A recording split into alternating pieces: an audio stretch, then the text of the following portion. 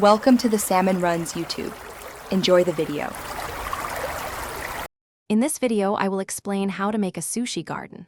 First, begin by selecting the freshest ingredients.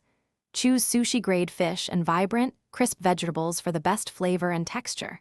Next, prepare your sushi rice by seasoning it perfectly with a blend of rice vinegar, a touch of sugar, and a pinch of salt. Finally, gather all your essential tools, including a sturdy bamboo rolling mat and a very sharp knife, to ensure smooth preparation. Now, let's master the art of rolling. Lay a sheet of nori, shiny side down, on your bamboo mat. Spread a thin, even layer of prepared sushi rice over 2/3 of the nori, leaving a 1-inch border at the top. Carefully arrange your chosen fillings, such as thinly sliced fish and creamy avocado, in a neat line across the center of the rice. Then, using the mat, roll tightly from the bottom, applying gentle, even pressure to form a perfect cylinder. With your rolls complete, it's time for presentation.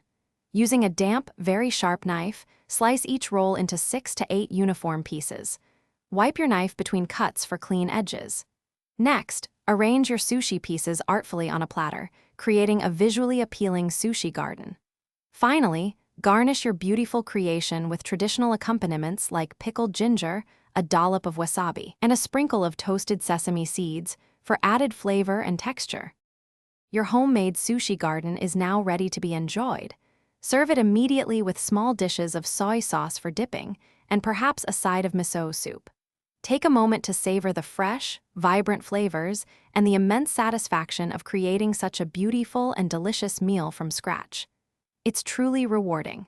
And speaking of staying refreshed, remember to check the description below for a link to the Oala water bottle and other great deals to keep you hydrated throughout your day. Thanks for watching. Consider subscribing if we helped you.